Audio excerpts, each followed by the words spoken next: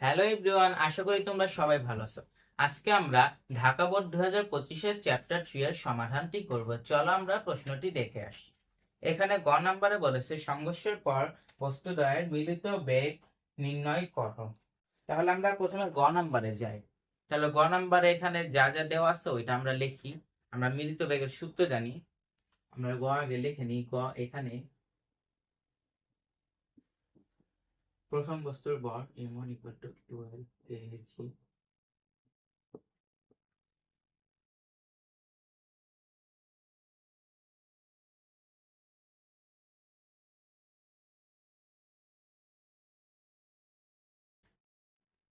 5 metre per second inverse 1। এখানে m1 টা হলো প্রথম বস্তুর ভর, u1 টা হলো প্রথম বস্তুর আদিবেগ। এখানে কি বস্তু বলছে না? হ্যাঁ, বস্তু।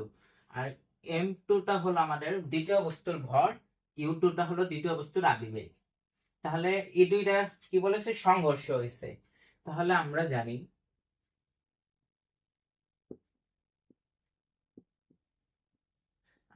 এই সত্যটা আমরা জানি সবাই।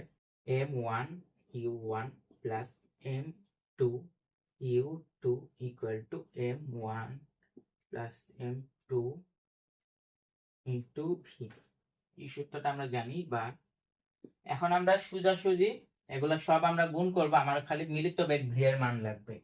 ওইভাবে আমরা ভি এর মান পাবো। এমন হলো কত? 12 into u1 10 plus 8 into 5 equal to m1 টা হলো 12 প্লাস 8 ইন্টু ভি।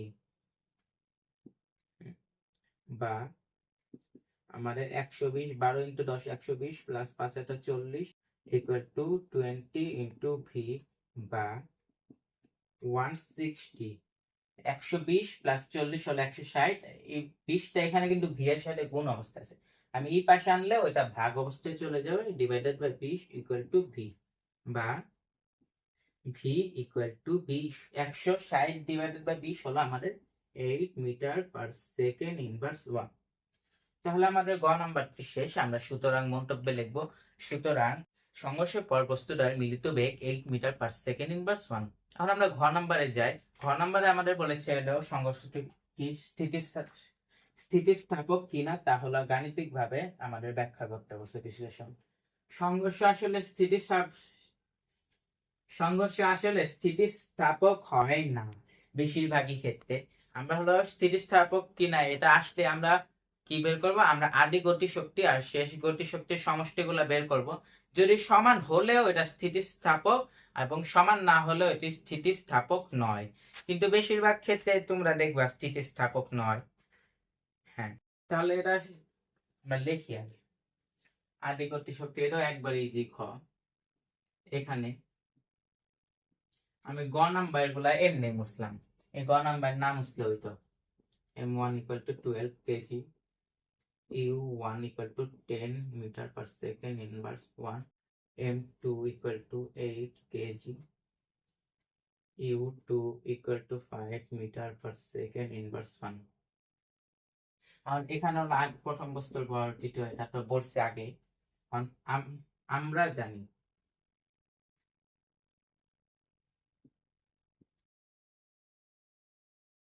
বস্তুদ্বয়ের আদি গতি শক্তির সমষ্টি। বস্তু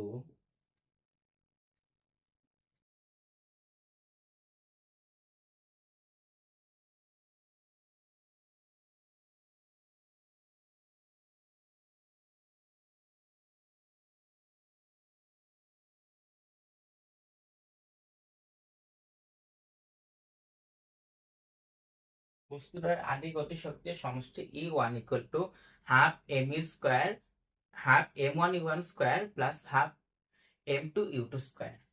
এই সূত্রটা তোমরা সবাই মনে রাখবা। এই সূত্রটাই অঙ্কে হলো main. Half m1 u1 square plus half m2 u2 square. এই সূত্রটাই আমাদের এটার মেন। স্থিতিস্থাপক বা ওই যে অনেক কিছুই আসে লেখা, আমরা এটাই দিব। হাফ ইন্টু m1 টা আমাদের 12 ইন্টু ইউ স্কয়ার হলো আমাদের 10 স্কয়ার প্লাস 1/2 ইন্টু m2 টা হলো আমাদের 8। 8 ইন্টু আমাদের 5 এর স্কয়ার।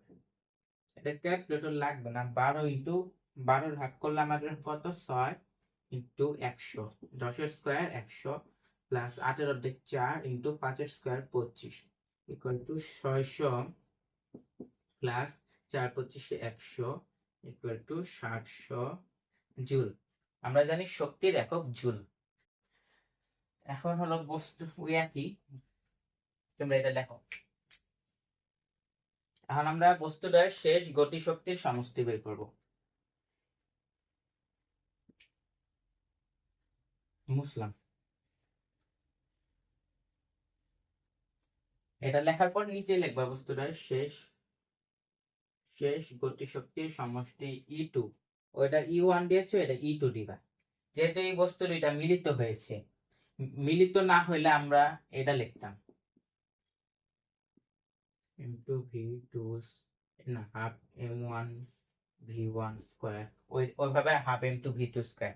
কিন্তু এটা আমার হলো মিলিত হয়েছে, যেহেতু এটা মিলিত হয়েছে, মিলিত হলে আমরা সূত্রটা এটা লিখব, half M1 plus M2 V square.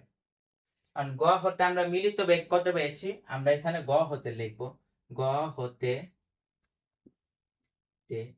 মিলিত বেগ v equal to 8 metre per second inverse 1। এটা বেশিরভাগই তোমরা গ হতে পেয়ে যাবা, বা 1/2।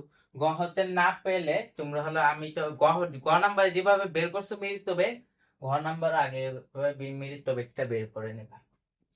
হাফ M1 হলো 12 প্লাস M2 হলো 8 ইন্টু V হলো আমাদের 8 square to 8 square equal to half into 20 into 64 equal to 10 into 64, 20 এর অর্ধেক 10 আর 10 ইন্টু 64 ইকুয়াল টু 640 জুল। আর কি বুঝলা, প্রথমটা 700 বেড়েছে, দ্বিতীয়টা 600। আমি আগে বলেছি যদি সংঘর্ষ হলে তোমাদের যদি জিজ্ঞাসা করলে এটা স্থিতিস্থাপক কিনা, ওটা স্থিতিস্থাপক হবে না।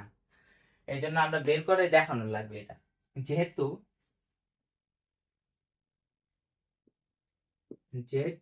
E1 not equal to E2, সেহেতু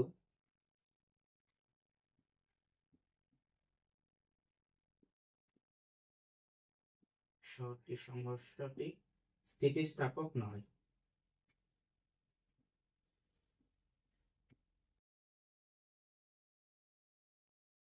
একটু লিখুন। প্রথম বস্তুটার আদি গতি শক্তির সমষ্টি, তারপর শেষ গতি শক্তির সমষ্টি বের করবা। দুইটা যেহেতু সমান নয়, তাহলে এই যে সংঘর্ষটি আমাদের স্থিতিস্থাপক নয়। তাহলে আমাদের আজকের এটি শেষ। আমরা নেক্সট ক্লাসে অন্য কিছু করব, আজকের জন্য ক্লাসটি শেষ করছি।